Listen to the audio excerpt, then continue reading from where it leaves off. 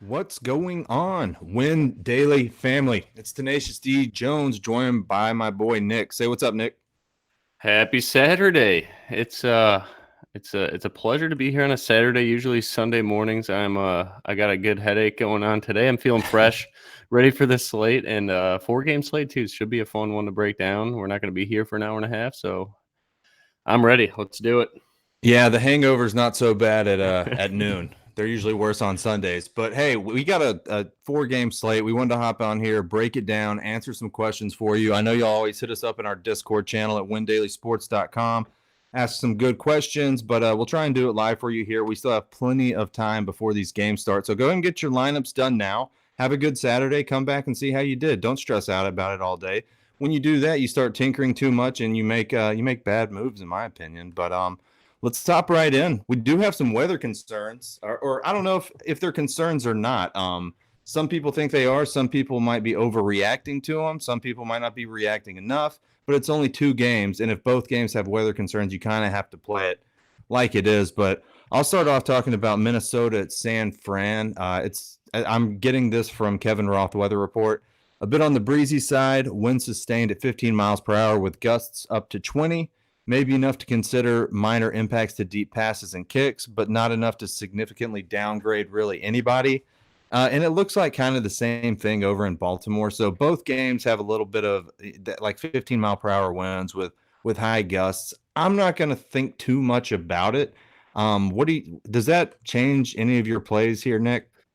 Not really. I mean, San Fran doesn't throw any deep balls anyway, so that doesn't concern me on their end. They usually run a lot of quicker routes, shorter routes that are very high completion percentage. Maybe it bumps Diggs down a little bit, but nothing too concerning. No, I'm not going to change anything in my player pool for that report there. Yeah, I'm with you. I don't think I'm going to either. So let's jump into it. Minnesota at San Fran. Who do you think wins, first of all? I got San Fran. I initially liked Minnesota on this side for the week, not for the win though, but for the cover. But now it's sitting at like 7 points. I think this is all San Fran here. They're getting D Ford back, my boy. I love him. So their defense is going to be as healthy as possible. Thielen's a little bit banged up. It sounded like he got cleated at practice or something like that. So maybe we got the old Kurt Schilling sock game in football today. So Yeah. that'll be fun. But yeah, no, I think San Fran should control the pace of this game. Both teams are going to try to establish a run. So I don't think it's that high scoring, but you could definitely pass all over Minnesota. They look solid last week, but we'll see. My one concern, though, is I was hearing a lot of reports, whether or not they're very trustworthy or not. It sounds like Shanahan was prepping for the Saints all week last week, which makes sense. They were a 10-point favorite. You probably expect them to win. So maybe Minnesota can catch them off guard a little bit. Instead of that bonus of having 2 weeks to prep for a team, it sounds like they prepped for the Saints last week. So now it's a regular week for San Fran, but they are well rested. So I'm going to take the home team here in San Fran. That's interesting about Shanahan. I'm not a Shanahan fan. I think he's done a great job with San Fran, but I had him in the Falcons Super Bowl when he kind of blew it there at the end. So I just can't get back on board. But I think what he's done with San Fran is good. He's utilizing a lot more players than San Fran typically would. Jimmy G spreads it around a lot. They do have 3 running backs there that if they were to get the spot start, they could get it done. But right now we know it's all the Raheem Mostert show. I agree with you. I think the Vikings win. San Fran wins this game. They're rested. I think they're the better team. I think they're the better defense. Thielen has 4 stitches in his foot or next to his Achilles, something like that. So that's not great for a wide receiver who's been battling injury all year. And he's higher priced this week on FanDuel than Stephon Diggs just because he had a better game last week. They just kind of bumped him up, which I mentioned on our podcast. I think it's just kind of chasing your tail a little bit. But I don't think I'm going to have much, if any, of Thielen, and especially not on my main lineups. But let's just go position by position here through this game. Jimmy Garoppolo and Kirk Cousins are your quarterbacks you can choose from. If I have to choose one, it's definitely going to be Jimmy Garoppolo. Both defenses are good against the pass. San Fran, I think, is a little bit better, but they have been looking worse. But still, it's close. I mean, I'm not going to let that lean too much on it. Jimmy G has more weapons to throw to here. Cousins, especially with Thielen a little banged up with the stitches in his foot, not loving that. You're going to get Diggs in a matchup I'm not particularly fond of. I talked about it a little bit, and I I'm just not really high on Diggs. He's going to get targeted more, but he's going up against Richard Sherman, and I made the point that Richard Sherman, when he's getting beat, tends to commit PI. Like I've seen it for years. You'll have Diggs wide open. You think he's going to catch a 60-yard bomb, and then Sherman just tackles him so he doesn't give up the yardage and possibly the touchdown. That's a real concern with me. But look, you don't have a lot of wide receivers to choose from, especially if you're playing Saturday slate. So I know Javi likes Diggs. Do you like Diggs at all in this match? I like his price on Yeah. DraftKings. He's only 5,600, going to be like 15 to 25% owned. So I do like that.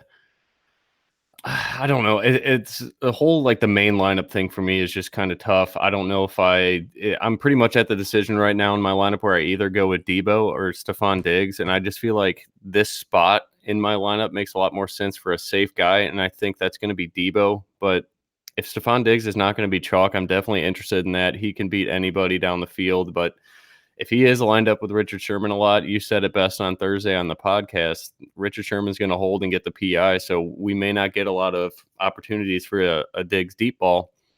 But that's where it concerns me a little bit, because if I want to play Diggs, I need him to catch like a 40-yard bomb and really, break the slate with 20, 25 points, something like that. I don't see it happening, but it's a very tough decision. It's between him or Debo for me in that mid-tier wide receiver 2 or wide receiver 3 spot in my lineups. Yeah, I agree with you. I'm laughing because I'm reading everyone, all these comments over here right now. Javi saying Diggs season. Phil makes a great point about the 49ers defense. They were hot at the beginning of the year, but they haven't looked elite the last 4 games, giving up 31 points per game over the last 4. And man, they really look bad against the Atlanta Falcons too, which is not an easy thing to do. And then Jason, I think, is on the house account making fun of my military hat. This is Nike. I got the fresh cut too. Jason was right. I'll show that off. A little fade there, no big deal. Yeah, Just there you go. classic I got it. Saturday, Nick. Dude, I got a hair. This is not DFS related. I got a haircut right before Christmas and went to a barber, and they shaved one of those big lines in my head. I didn't ask for it. It was it ruined the Christmas pictures. I had to rock the hat all Christmas. Look at that fade. Look at that fade. There you go. But so back to DFS. Look, as far as these wide receivers go for San Fran, I like Debo Samuel and I like Emmanuel Sanders a lot. If I'm going to put them both on the same team, I think you got to have Jimmy G, which is something I would he'd be my second favorite quarterback on a 2-game slate here. For sure. But Debo Samuel, he's been producing. He's looked good. Just go back. You don't, game log watching isn't the only thing you need to do, but it's something you should take a look at. I mean, he's getting double-digit fantasy points. And like, think about last week. How many receivers caught a touchdown last week? It was not a lot. I think it was like 2 receivers caught a touchdown, and then Taysom Hill maybe at the tight end position.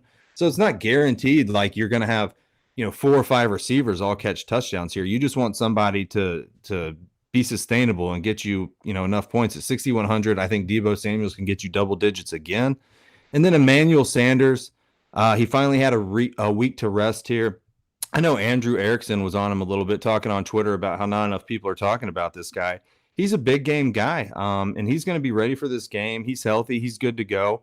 They traded for him in the middle of the season to make a playoff run. They are going to utilize Emmanuel Sanders. Go back and look. He's got a few games where he just blows up, gets over 100 yards, gets a touchdown. He's got 5 touchdowns on the season. I think 3 of those came after the trade. I don't know exactly. I'm just trying to look at the log here and figure it out. But those would be the 2 guys I look at there for San Fran.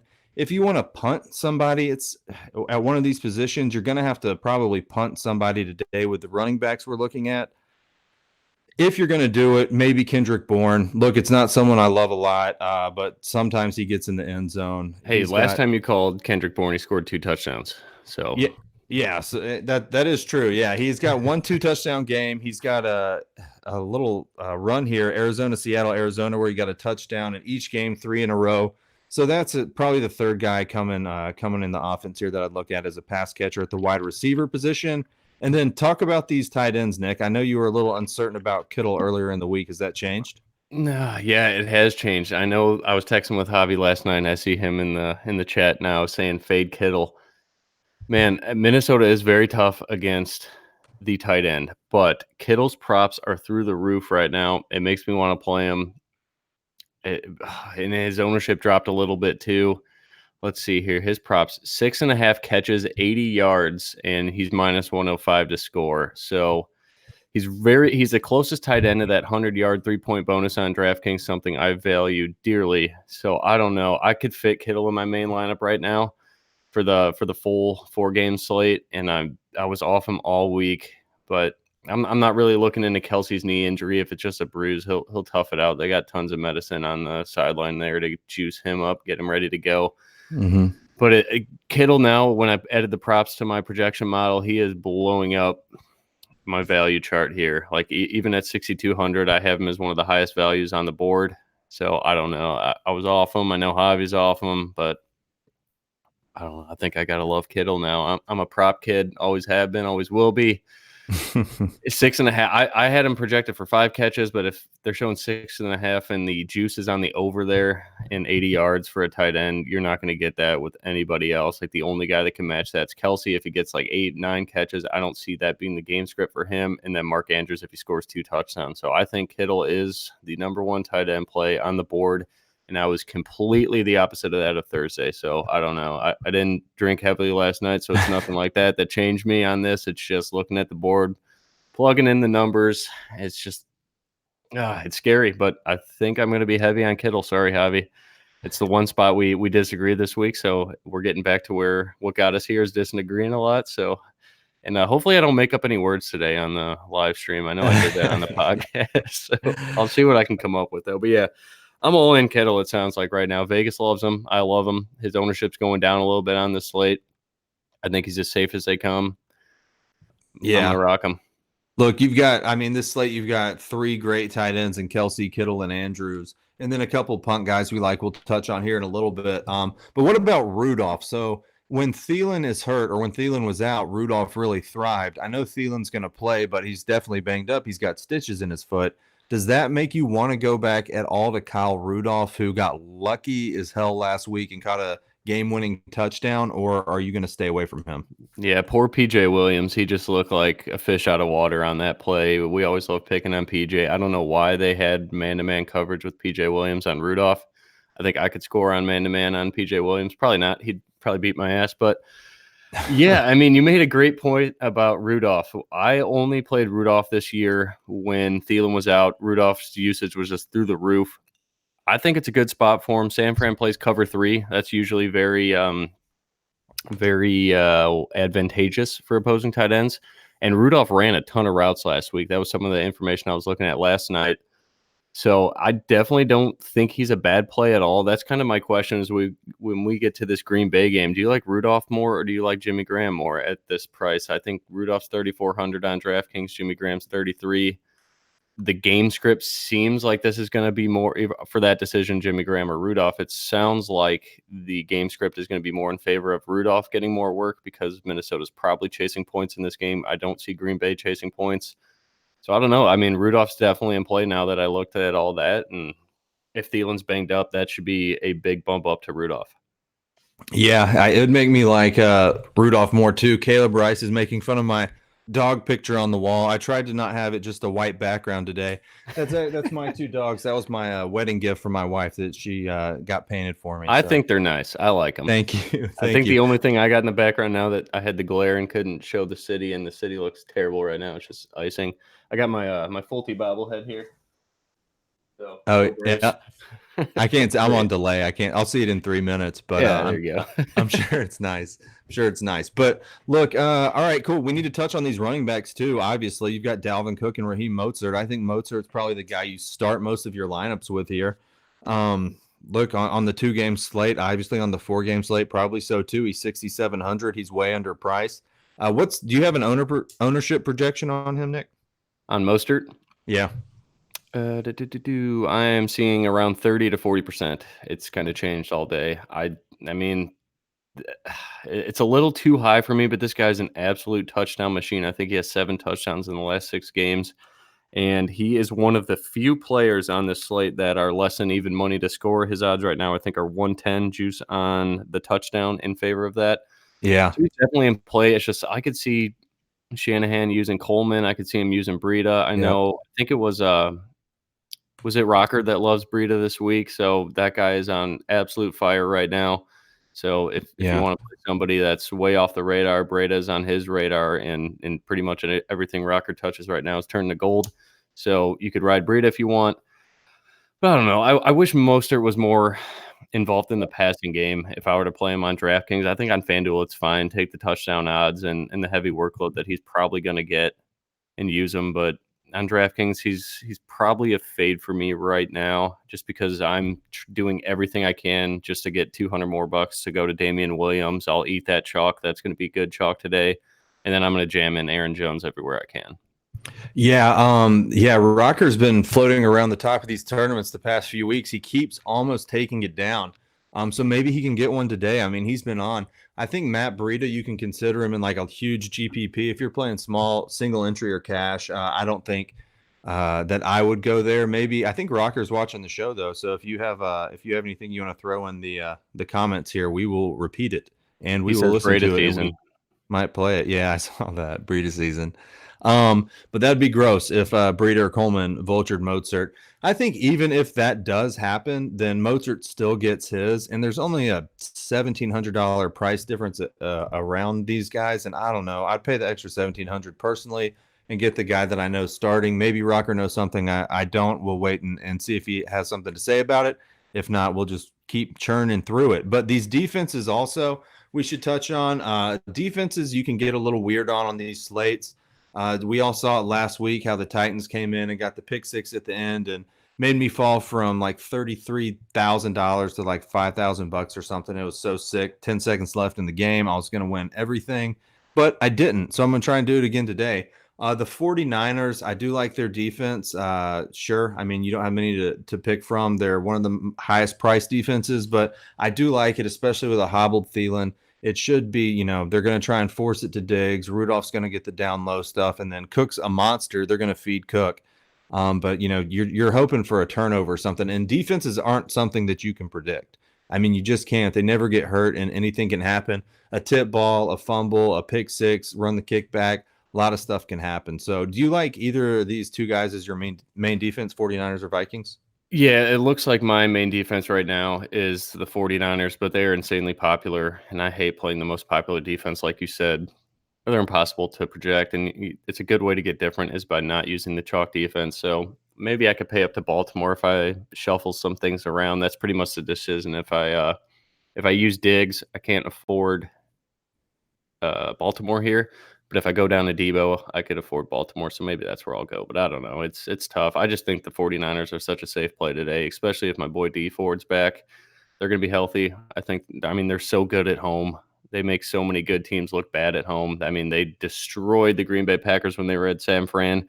That defensive coordinator for San Fran, that dude looks scary. I always love him getting all pumped up when they get a couple sacks. So I'm sure that guy is going to be running a mile a minute down the sideline and getting these boys pumped up. So I do like San Fran a lot. Yeah, Minnesota, I think they're fine too. I don't see San Fran scoring a ton of points.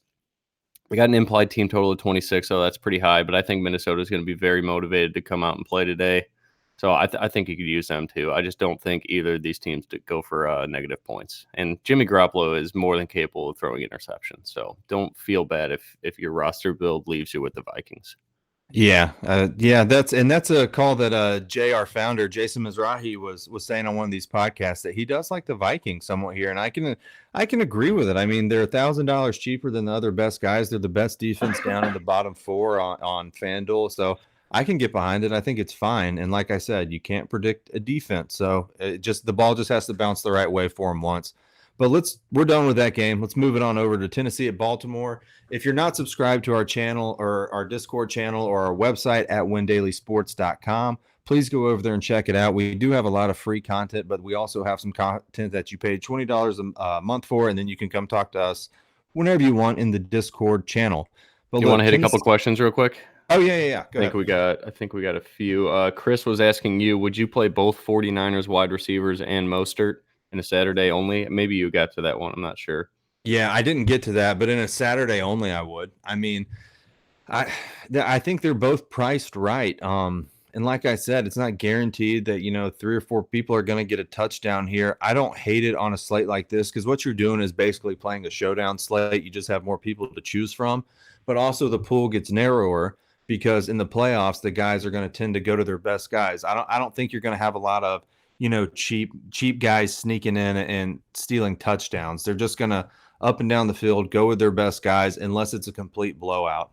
And I do think those 2 wide receivers can both hit value, and I do like Mozart a lot for the price, so I don't have a problem with it, and I don't think that would be a popular build, which gives you guys that should be popular, but in the way you're putting them on a lineup, makes your lineup a little bit different. So I don't hate it. What do you think, Nick? I think my only reservation there, I'm cool with all 3 skill position players there, but fading Lamar Jackson on the Saturday only slate, I feel is a suicide mission. Did he say Jimmy G? I assumed it was Lamar Jackson with the 2 wide receivers and Mozart. Oh, Dave, would you play? Oh yeah, no, he didn't mention Jimmy G. So all right, maybe that build should allow you to have Lamar Jackson. So yeah, I love it. I mean, you don't need to really pair anybody on a showdown slate like this. So let's call it that, a 2-game showdown slate, I guess. So if you can get Lamar, he's going to be the top scoring guy on the slate. And then, yeah, those San Fran wide receivers are very safe. They're going to hit value. And then Mostert, you just pray for the touchdown. And I think Vegas has your back there. They think he'll score. So it's a good build. There you go. Did we have any other questions? I looked. I didn't see anything. Just a lot of... I'm trying to drink a beer on the couch at Nick's and watch a game. Yeah, Caleb, I set up like 5 screens right here. It's good time. I think I usually start with the Bloody Mary and then we go to the beer. But either way, man, whenever you're in the city, hit me up. You can come drink coffee with me in Atlanta. That's all I do is pound coffee all day. I'm a cold brew guy. I'm just a basic. I don't know if I could say the actual word. Whatever the kids are saying now, I guess that's me. The cold brews, cold brew Nick. All right, so look, Tennessee at that's Baltimore. all we got for questions. Oh, no Cook love. We didn't really talk about Dalvin Cook there. Okay, you gonna take it? I'm off him. I'll put it at that. I don't know. He had 28 touches last week. His prop's not crazy. 3 catches, 104 all-purpose yards. That was pretty sexy. I think that is the highest on the board. He is over Derrick Henry.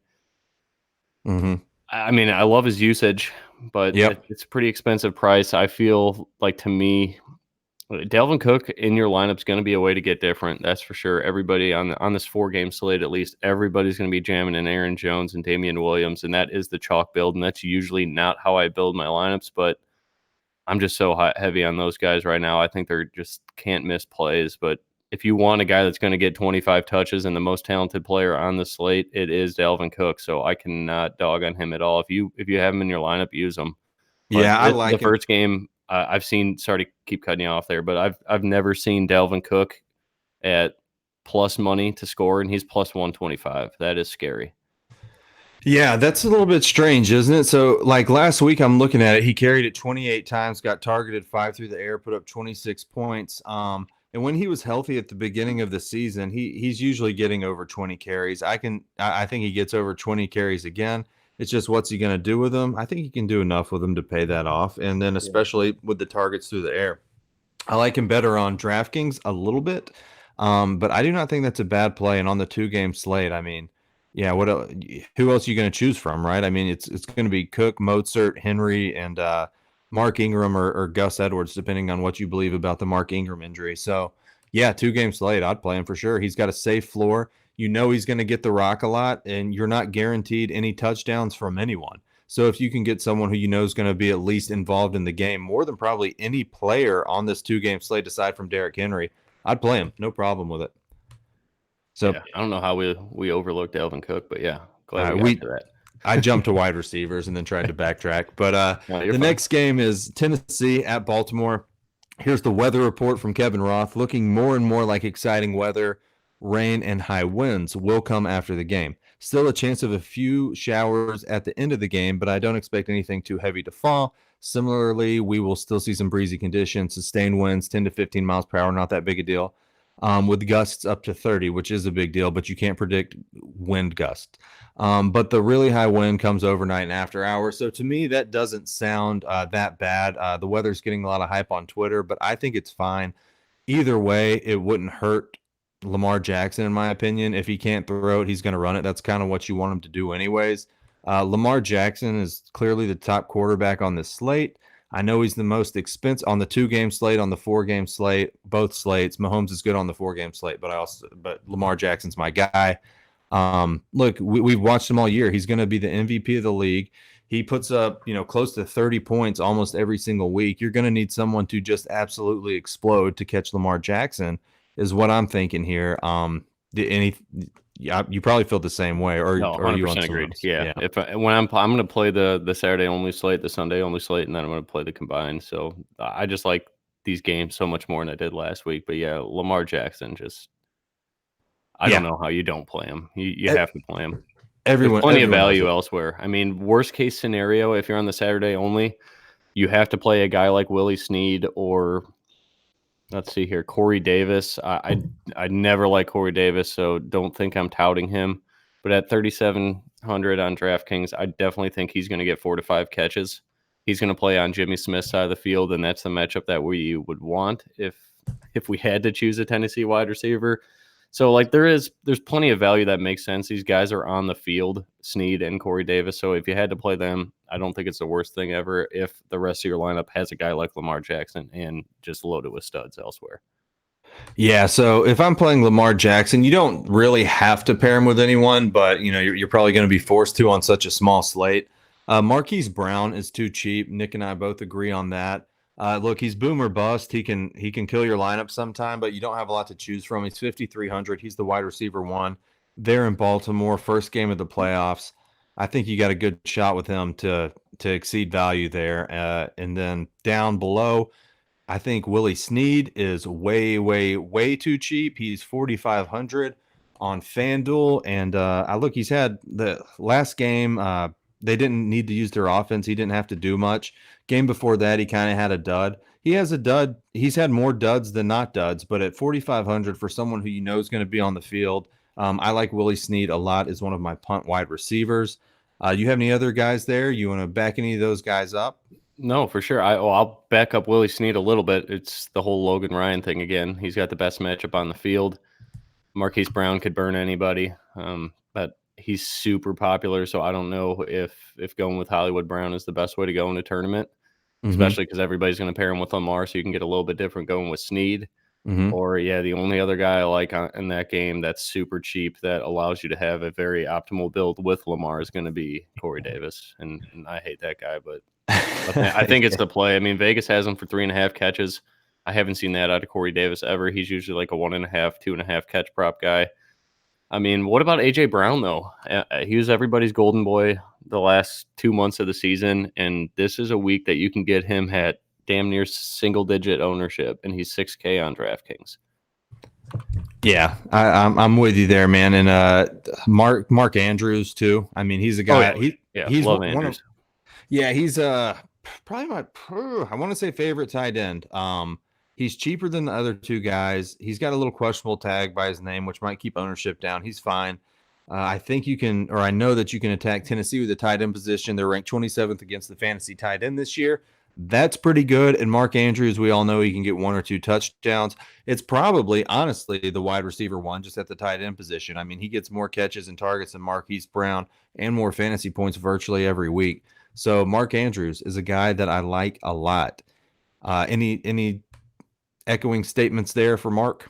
No, I love him. I absolutely love him. He was my main tight end until I started entertaining this whole Kittle thing. So I don't know. That's a tough call for me. I wish I could play them both, but then I have to get off of Damian Williams or Aaron Jones. So I don't know. But I think Andrews is definitely the way to go. He's going to be under 20% owned, which doesn't make a whole lot of sense to me. He's cheap. You could really afford him.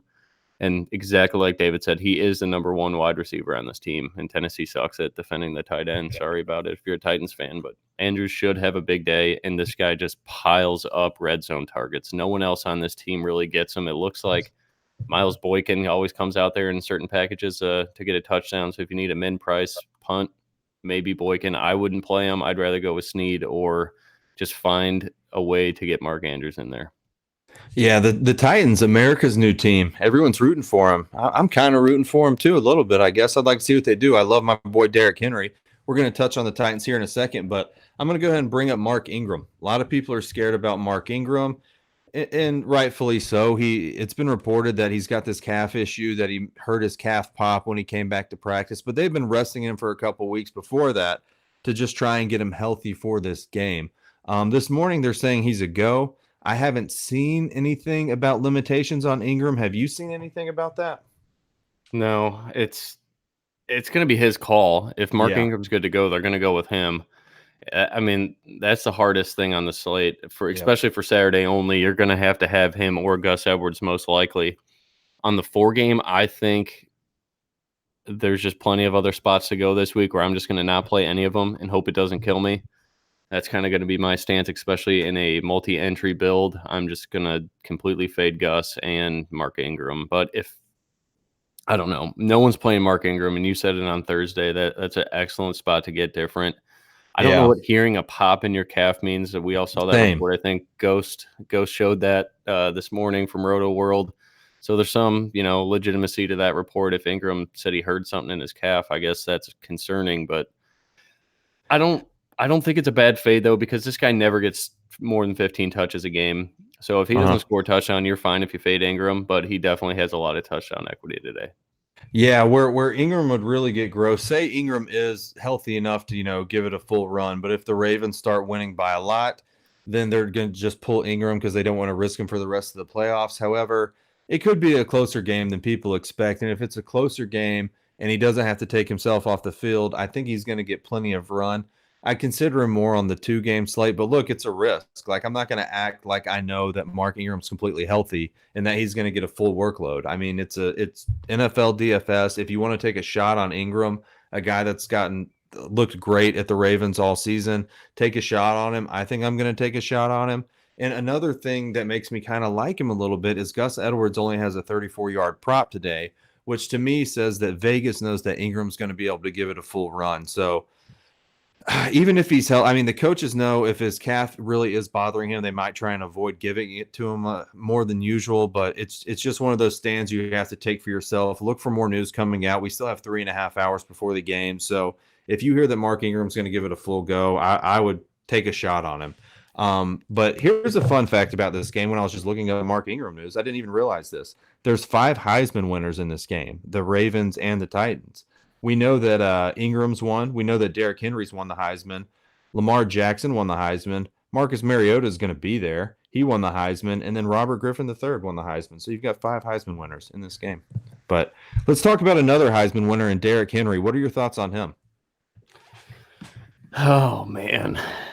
What are your thoughts on him? Every time you call a Big Henry week, it works out. I don't see myself playing him.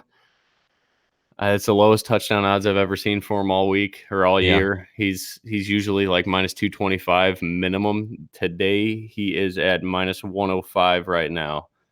I would like to bet that one for sure. I don't know, but he just doesn't get catches. His prop's at 102 rushing yards, so that's pretty insane.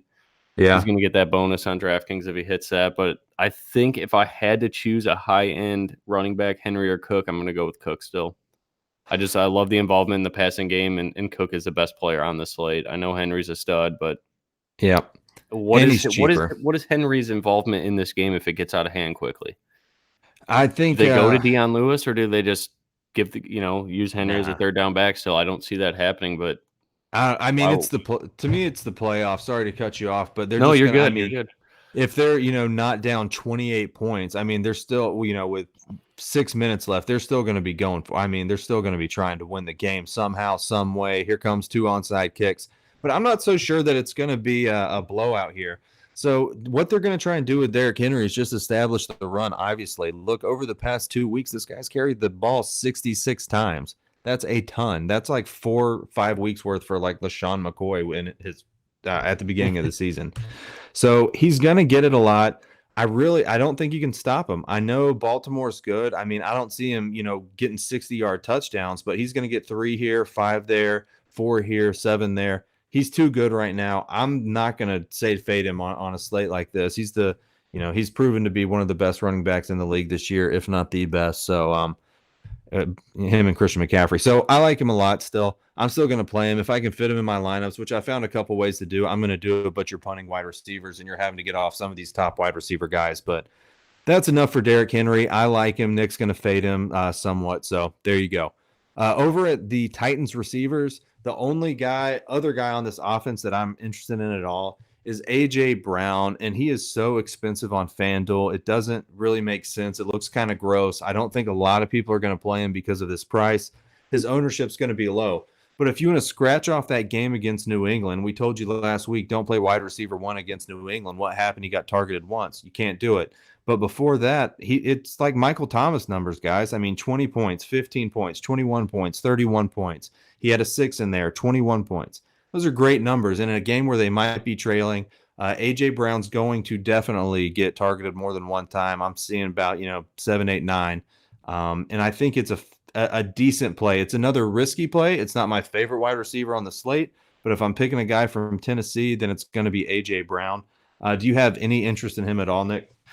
On DraftKings, yes. On FanDuel, no. On DraftKings, He's only 6K, and he'll probably see a lot of Marcus Peters. I don't think that's the end of the world by any means. Peters is having a hell of a year. I respect him, but if they get in Chuck mode, I've never seen Tennessee really in Chuck mode, so it'll be interesting to see how that pans out. Personally, I'm underweight on A.J. Brown in my multiple builds, but I may bump him up a little bit just because of price and no one's on him. He's one of the most talented players on the slate. At the end of the day, I like to go with talent more than anything else as my script. So I do like A.J. Brown, but I don't see myself having a lot of him, especially in single entry. I'm just kind of off him. But if he goes off, you're going to have a hell of a payday if you use A.J. Brown. Yeah, you sure are. And it's worth a shot on some of these millie makers. Maybe we can beat the Bachelorette this week. I don't know. We'll see. We'll see if we can get Javi's cat. Javi's cat is a shark now, big player. Cat tout Javi. So yeah, maybe go follow Javier Perlezo on Twitter and you'll see what we're talking about. He has his cat making lineups for him, so he can double down on the DK millionaire maker. But look, the defenses too. I like Baltimore. Obviously, good spot. I think the game could be a little bit slower paced if you've got Henry running so much. You've got these wind gusts, not a huge point, but it's a thing. And then you've got Lamar Jackson, kind of running around doing what he does. And the reason I bring that up is because it helps burn the clock a little bit. So I don't know. I do like Baltimore, but I'm not on the Tennessee defense. Same for you, Nick? Yeah, go ahead. Sorry, I'm running back. Okay, cool, man. So, look, the next game, Houston at Kansas City. Let me do a weather report for you there. A chance for snow shower or two, but nothing heavy enough to impact the game. I would love it if it poured snow this game because last time it poured snow, Tyreek Hill scored 2 touchdowns. I love Tyreek Hill this game. He's my wide receiver 1B behind Devontae Adams on this slate. It's Tyreek Hill. We all know what he can do. He gets behind defenders. He's the number 1 pass catching receiver here. Him and Kelsey and Mahomes and Williams, those are the guys you want to look at for the Chiefs. But love me some Tyreek Hill in this spot against Houston, who just gets burned by wide receivers. I love it, especially at Arrowhead. There we go. Patrick Mahomes, he's in a great spot too, going against Houston, ranked 29th against the quarterback in fantasy DFS this year, NFL DFS. You know what I'm talking about this year. So Mahomes is in a good spot. He's my quarterback too. He had the week off to prepare for this game. Andy Reid is a master with a week off before a game. Kansas City should win this game rather easily, I think. And Mahomes is going to be the guy with the ball in his hand the whole time, tossing it around to his boy Kelsey and Hill. Kelsey, like him a lot, of course, right? I mean, he's an elite tight end. It's an elite spot. It's an elite game. They're trying to get to the Super Bowl. They're going to target Kelsey. They're going to target Hill, and I am not worried about Kelsey's knee whatsoever. Are you back with us, Nick? Yes, sir. Sorry, I was grabbing the inaugural beer on the live stream. First beer we've ever had. Oh, there you go. It's your first beer ever? Oh, man, that's cool. No.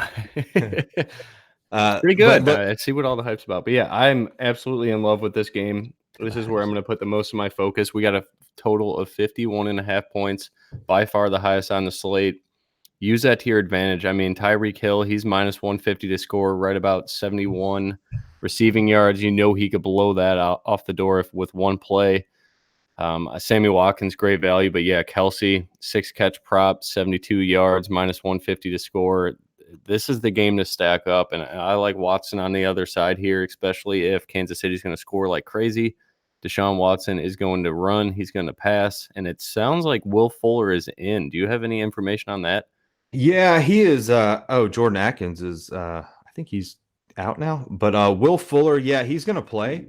But man, he's got a groin injury, and it's just Will Fuller and injuries. That's like my favorite wide receiver in the league, guys. But I just when he's injured like that, I mean, think about if you're trying to run, you've been dealing with a growing injury for 3 or 4 weeks or however long it is, and you're trying to run as fast as you can 100 yards to catch a football.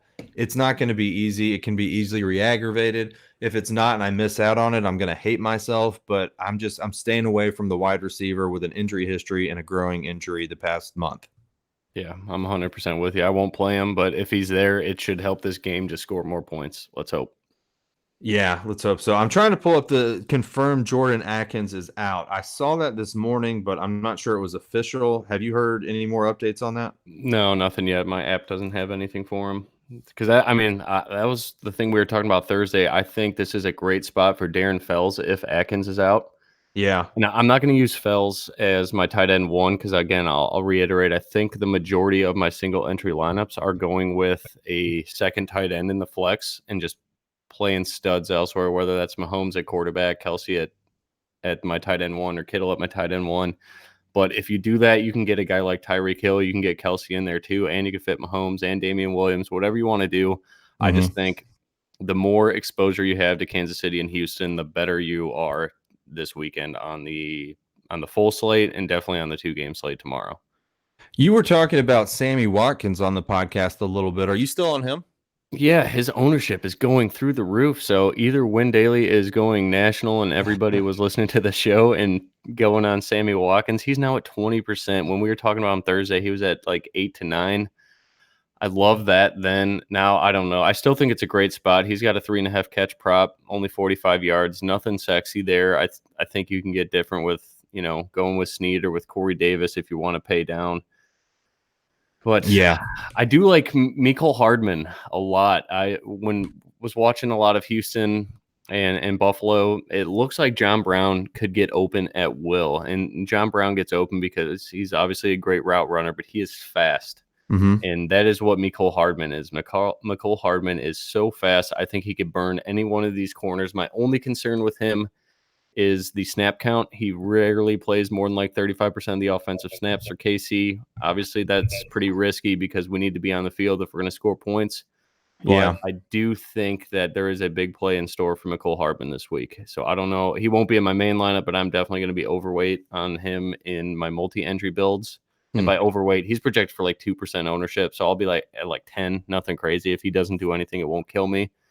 But I do think this guy has a potential slate-breaking ability, and no one's on him. So I do like Mecole Hardman a little more than Demarcus Robinson for that same spot. Yeah. But yeah, Sammy's safe. I think if you're going to play cash, Sammy's a lock in cash at 4,300 on DraftKings, and the popularity of him now, I think you just ride it. But in tournaments, I'm starting to get off Sammy Watkins now that he's getting so popular. He definitely does not deserve 25% ownership. Is Sammy Watkins going to score another 42 points in a single game like he did in week 1? Never. That's what I need to know. Never again in his career. Yeah, right. Yeah. Okay. Yeah. So anyways, look, so you're talking about, being, Sammy Watkins getting higher ownership. One guy that's getting lower ownership than we expected is DeAndre Hopkins. I think you were telling me he was showing up just under 20% owned this week. Yeah, right now I'm seeing 12. 12. What in the world what else do people want out of DeAndre Hopkins? They're going to be chasing points in this game. That guy, he's going to get 12 to 15 targets. That's what I have him projected for. His catch prop right now in Vegas is 7. That's awesome. I mean, what more do you want to play DeAndre Hopkins? I think, again, this is the game to stack up. If you can get Tyreek Hill on one side and DeAndre Hopkins on the other, I don't care what quarterback you go with. If you like Mahomes more, Mahomes is probably a lot more likely to throw for 300 yards, especially against Houston secondary. So you get that 3-point bonus on DraftKings again. But I don't think I will have a single entry lineup without DeAndre Hopkins this weekend. So to me, it's like it's him. It's either him. So I'm going to lock in DeAndre Hopkins for sure. But it's like my other wide receiver 1 or 1B, it's either Devontae Adams or Tyreek Hill. That's my hardest decision, is going with one of those guys. I like Devontae Adams a lot more for a floor, but the ceiling Tyreek Hill offers is second to nobody on the slate. So it's a Yeah, tough call. man, I still put Adams and Hill above Hopkins, but I mean, with that kind of ownership projection, and you play more by the numbers than I do, and that's how you're able to differentiate and win sometimes.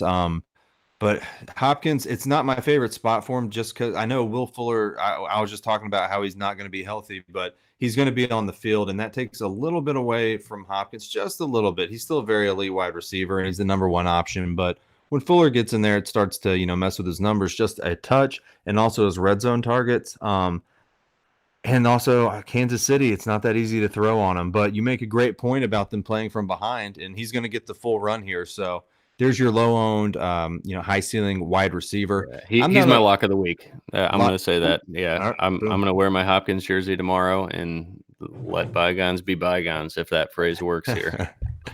All right, heard it here first. I'll play some Hopkins for you. All right, right on. Yeah, that's my favorite play this week, just because the ownership. If he goes for 25 or 30 and people are 12% of the field's on him, 88% of the field made a big mistake. There you go. So, and I'm not on any of these other Houston wide receivers. We talked about Fuller. I'm not on Stills either. I'm not on much of it here. Over at running backs, we'll touch on quick. We love Damian Williams. We kind of spoke on him earlier. He's involved in the pass. He's involved in the run. You can run on Houston. He's the running back one there. The only thing you have to worry about is him getting vultured by something like McCoy, they seem to have been saving for the playoffs. But, I mean, don't just let Williams do what he's been doing. Don't let LaShawn get in there and carry the ball with one hand and fumble it at the 2-yard line. Just let Williams run. We can't play, we can't play with the fear of getting vultured in DFS. We got to play our best guys, and sometimes it happens, sometimes it doesn't. But like I was saying at the beginning of the show, play the best guys in the playoffs. That's who the coach wants to play. That's who they trust. So, and then over on the Houston side, you've got Carlos Hyde. You can definitely run on Kansas City, but I just don't think he's going to be utilized when they're playing from behind in the second half, which is what I'm expecting. It's what I'm scripting. So I think the first half, he gets plenty of carries. They're going to try and keep Mahomes off the field. If he breaks one, great. You can, like I said, you can run on Kansas City. Not my top guy, but not a terrible punt either. Duke Johnson should be playing in the second half more and catching more passes, making him a better play on DraftKings. But, the problem there is they're both going to be involved and they're splitting carries, and you've got other guys on this slate that are not going to be splitting carries. So any love for Hyde or Johnson? No, for sure. I'm definitely with you. I like Duke Johnson a little bit more. Again, I'm probably, 80% of my money goes to DraftKings, 20% to FanDuel. I think Duke Johnson's a play on DraftKings if you have to go there. I am not going to do that because I'm just going to jam in, again, Aaron Jones and Damian Williams. I'm all aboard on those guys, and I'm going to pay up at wide receiver. So my flex position is where I'd be looking at Duke Johnson, and I'd rather just pay up at wide receiver. So I'm using a lower end tight end that we'll get to soon in my flex spot. But you made a good point. I just think everybody needs to, instead of picking players, pick a game script first and then go to the players that fit that game script. So like David and myself are both on KC scoring a ton of points. So Houston's going to be playing catch up. To me, that takes Carlos Hyde off the script in the second half. So yeah, good. If he scores a touchdown in the first half, awesome. But he's not an insanely popular guy. Carlos Hyde's going to be like 10% owned this week. So if he scores one touchdown and gets you 13 points, I don't think that's going to be the make or break in any GPP. So you could definitely fade him. I just think that if you have to play a running back for Houston, I'd go with Duke Johnson on DraftKings. I'd go with Hyde on FanDuel for the touchdown equity. But I'm 100% going to echo what David said. There's other guys on this slate that don't split time. Try to find a way to go there and just let it be. Yeah, there you go. I'm trying to look at YouTube for more questions. I don't see any. If you see one, Nick, just stop me. But let's get to this last game. We've been breaking the hell out of these games. So Seattle at Green Bay. I think this one's pretty easy for me. It's hard to predict Green Bay and Seattle games, actually, like who's going to win, who's going to show up. Russell Wilson's 0-3 at Lambeau, but that doesn't mean anything to me. That just means he was bad the past 3 years. It has nothing to do with today. I don't like betting like that. I know a lot of people do, and I think it's a terrible way to bet. But over at Green Bay, Devontae Adams, he's my wide receiver 1. Rodgers loves to it's the playoffs. Again, Rodgers is going to throw it to his main guy. It's Devontae Adams. He's going to get targeted a ton. Love Devontae Adams. He's my top guy. Also love Aaron Jones. Coaches come out and said that they're going to give him the keys. I know Jamal Williams is back, and I did like Jamal Williams a lot this year, especially on showdowns because not a lot of people played him. He's more involved in the pass game, but that's also when they're playing from behind.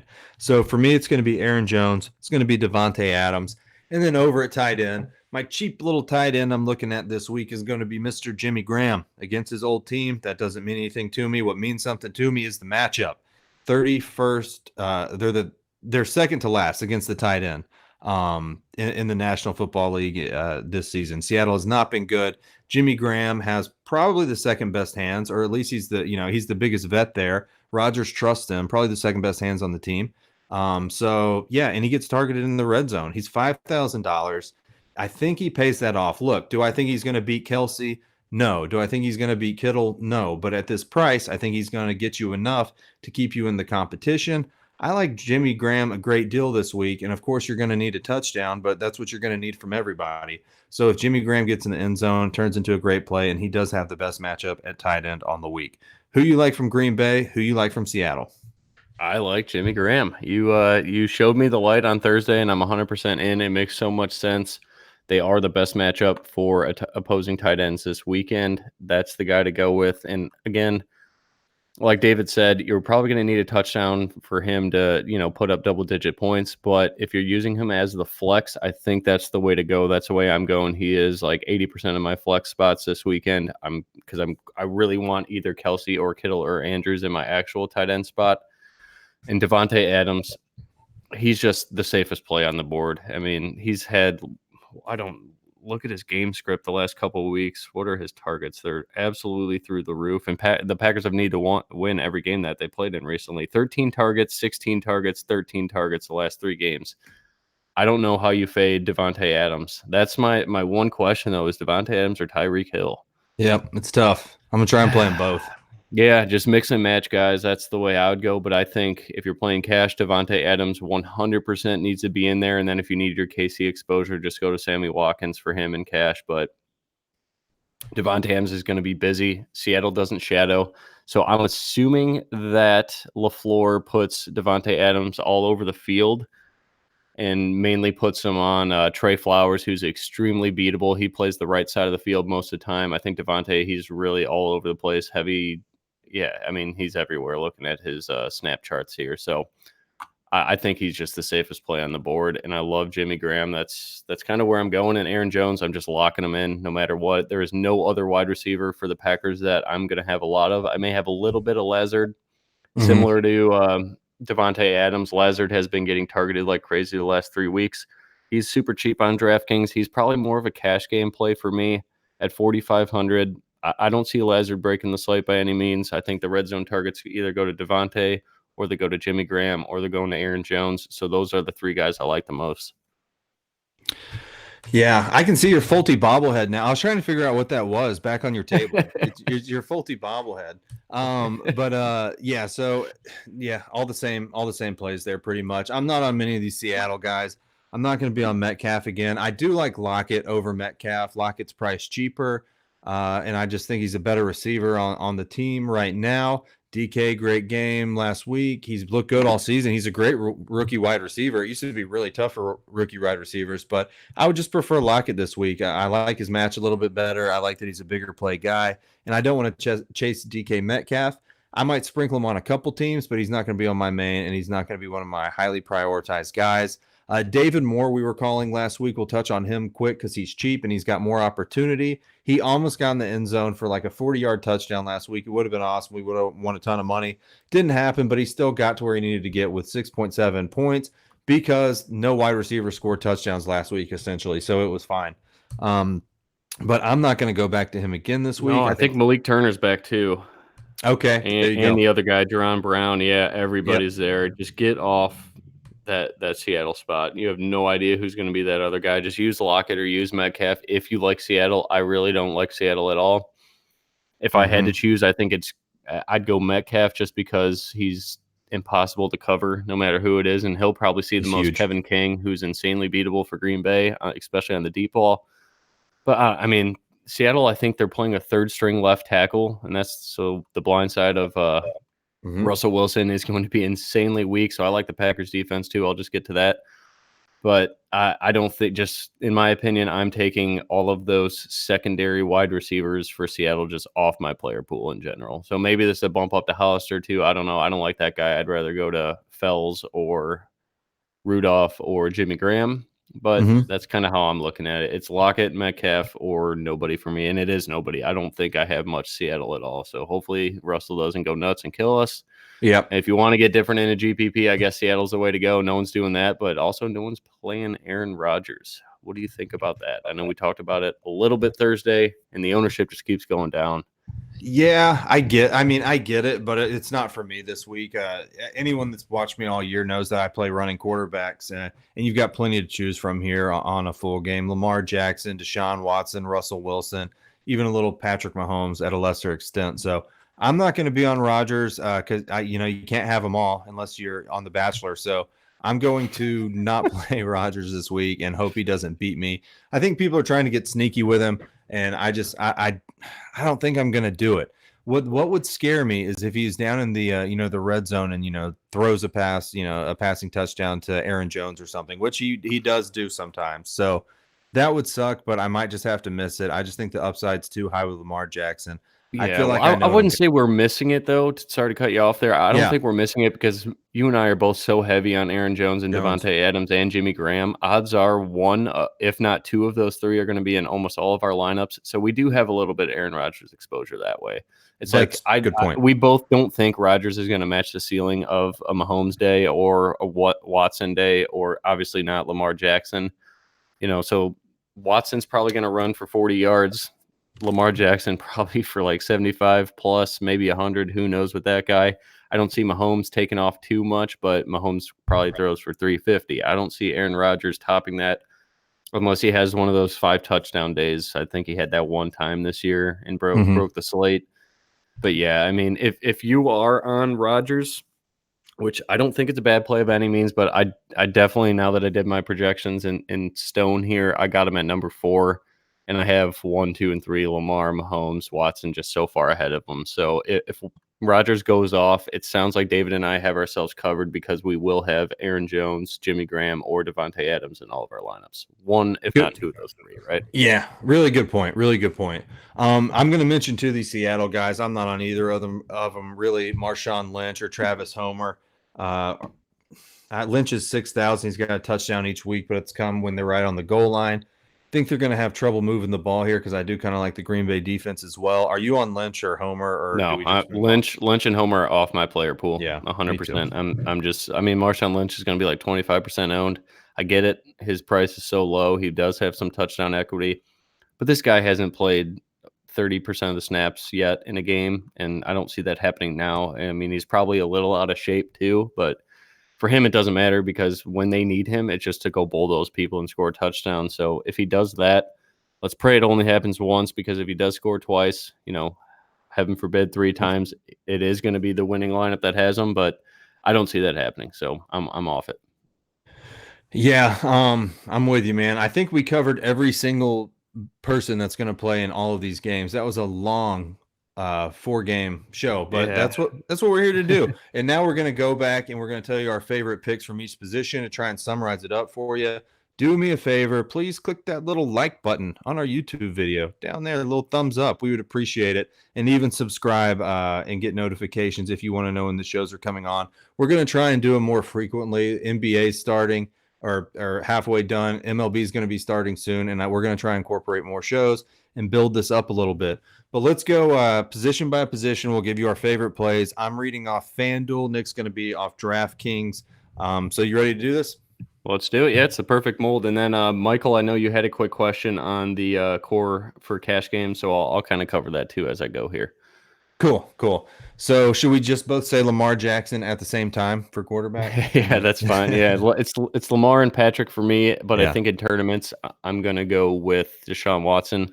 I like that rushing ability, and I like DeAndre Hopkins so much. So in cash, for sure, either Lamar or Mahomes, whatever makes your lineup better with your wide receivers, I think would be the way I go there. So if you go with Mahomes because you can't afford Lamar, I think that's fine. But Lamar is by far the best play on this slate. Yeah, he is, especially on the 2-gamer. I might max out a tournament and just do 150 Lamar Jackson lineups. I'm considering it, so we'll see. So if you want to get different, good luck there. I don't think it's gonna work in your favor on the 2-gamer, but on the 4-gamer you can. So let's go over to running back. Our number one guy, both of ours again, I believe is Aaron Jones. But give me one other guy you like, and I'll throw one in too. Yeah, so I'm not gonna. I mean, my answer is going to be Damian Williams, but he's insanely chalky. Michael, that would be a 100% a lock in your cash games. You have to play Damian Williams at this ownership. But a tournament favorite for me, I'm just going to go with the most talented player out there, and it's going to be Dalvin Cook. I'm not going to play Derrick Henry. Hopefully that doesn't kill me. But I always love Dalvin Cook. I'm just a little bit nervous with those touchdown odds being so low. So what does Vegas know that I don't? But Dalvin Cook's going to be on the field for 95% of the snaps if it's a do or die game. So yeah, that's my guy. It's a really good I don't think call. he'll be in my main, though. I just don't think I could pay for him. I'd rather pay up at wide receiver.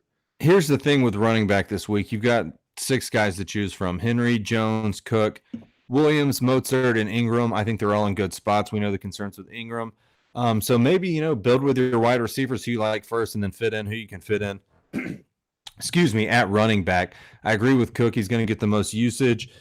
I'm looking down here at Damian Williams probably. I think he is in the best matchup besides the Houston guys who split carries against Kansas City.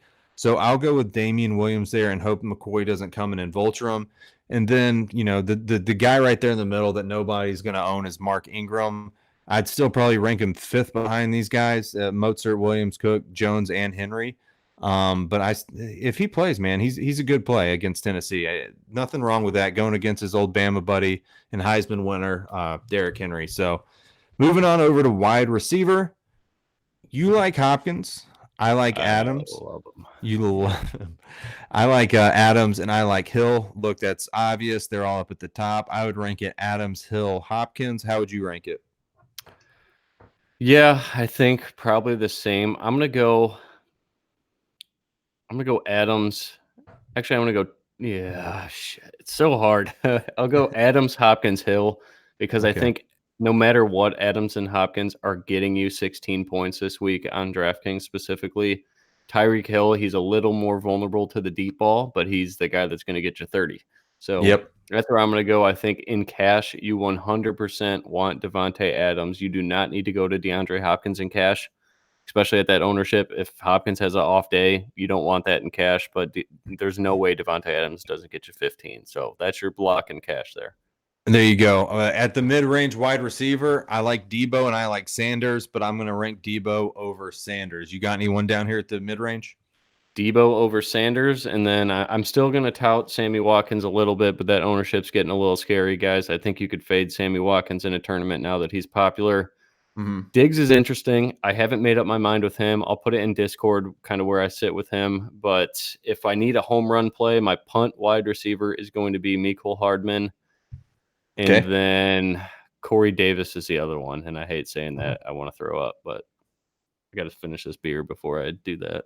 I'll take Willie Riff Raff Snead down at the bottom. 4,500 on FanDuel. I think he's way, way, way too cheap. Just catch a couple balls. Give me, 30 yards, maybe get me in the end zone. I think it's going to be fine. I don't, especially on like these 2-game slates. I think it's totally fine. Over at tight end, Mark Andrews. I think it's going to be my top guy because of the price. He's a little bit discounted, but you cannot discount Travis Kelce and George Kittle's skill set. It's another position that's stacked. It's hard to do. I'll go with Mark Andrews. Who are you going to go with? I'm going to die on the hill of George Kittle. There you go. And I don't hate playing 2 of these guys. People like Kelce, Kittle, Andrews. I think they're all going to have a good game. You can put one in your flex. More power to you. How do you, if Minnesota's pass rush looks as good as it did last week, that's the one thing that could stop Kittle. I'm trying to find a way to fade Kittle, guys. I'm trying to do it. If their pass rush is that good, Kittle is the best blocking tight end in the NFL, in my opinion. They could hold him back to block. This is just me getting crazy now. Like, how does George Kittle not go off? That's my only take on it is maybe they need him to block more, but he's such a good route runner. I don't know, man. I think the GPP plays just go to Mark Andrews for sure, though. I'm with David on that. We're gonna hit defense in a second. Rocker's calling out the Vikings D. That's what Jay was calling out too. I'm gonna have to. Dude, I'm with it. They're so cheap. I don't see San Fran blowing them out. So I think as long as that game stays slow paced, Minnesota could definitely. I mean, this is Garoppolo's first playoff game, isn't it? For San Fran, yeah. Did he start a playoff game for New England? You know what? Probably not. No, I don't think so. So you're right about that. I think this is his first start in the playoffs. So hey, maybe Jimmy G was out partying with. Maybe he got a nice fresh fade last night, and he likes to flirt with chicks. Maybe he was out late, thinking they're gonna win no matter what. Who knows? Maybe he's a little slow today. I don't know. Yeah, maybe so. Maybe so. Down here at tight end, I'm going to take the a mid-price guy too, Jimmy Graham. We were touching on him. Do you have another guy you like down there? Nope, Jimmy Graham. Jimmy Graham. I just got a picture sent to me from my buddy of his buddy with Lamar Jackson this morning. Can y'all see that? Is that in focus? That's what Lamar Jackson looks like today. He's getting ready for the game. He looks happy. He's got the thumbs up, man. I'm rushing for 100 yards, giving you all that 3-point bonus on DraftKings. He's got the camo pants on. This guy's basically in the car with him. That's kind of cool. But all right, so moving on. Defense. Rocker's taking the Vikings. I don't hate it at the price. Who do you have as your top defense on the board? It's a tough call. I'm gonna go with the Packers now that Seattle's offensive line is so banged up. Yeah, that Zad Smith gonna eat. Let's go Pack. I'm gonna go with them, and then San Fran's gonna be my number 2. But I think in a tournament. Again, I love Rocker's call there. Minnesota is the least owned defense on this slate. Jimmy Garoppolo's first playoff game ever. They don't have world beaters on their team. I mean, their best player is George Kittle. Outside of that, it's an older Emmanuel Sanders. He's solid, right? But he's not going to blow you away. Deebo Samuel, solid, not going to blow you away. Raheem Mostert, solid, not going to blow you away. I definitely think if Minnesota's pumped up for this game, at 2.7K on DraftKings, they could get, a couple sacks, maybe a pick or two, and then Rocker's calling a touchdown, so we're going to put him in for a touchdown. I like Minnesota for a tournament play. All right, cool. Yeah, I do too. I would go Ravens here. Y'all took a couple of other good ones, but I'll just go Ravens against Tannehill, who got 6 fantasy points last week. If they can limit Henry somewhat, then maybe they pay off. They are the most expensive. It makes builds a little bit tougher, but I also think they're the best defense on the slate. That's it. Do we have any more questions? I'm looking at it. I don't see anything. Well, Javi's mentioning Russell's terrible in the cold, which doesn't – I mean, he is. He's terrible at Lambeau, but I don't understand how the cold affects him because he played at Wisconsin. There you go. Madison, take that, Javi. Yeah, I know. I'm off Russell. He's off Russell. It sounds like maybe Javi's on the Packers defense. I think he was talking the Packers defense up.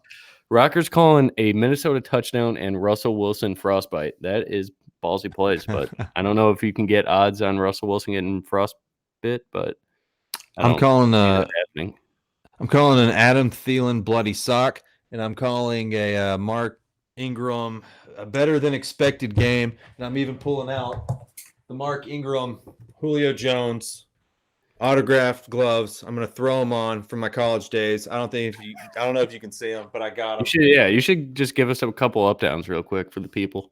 Couple up downs for you guys. I can't do it with the headphones, or I would. Look, that's it. I'm ready to go. We've been on for 70 minutes here. We've got to go build lineups. I'm gonna go write an NBA article before NFL. Then I'm gonna build my lineup. So I've got a lot to do today. Thanks for joining us. Please subscribe down to our channel and give us a little like. We would appreciate it very much. And come talk to us in our Discord channel over at windailysports.com, and we are out.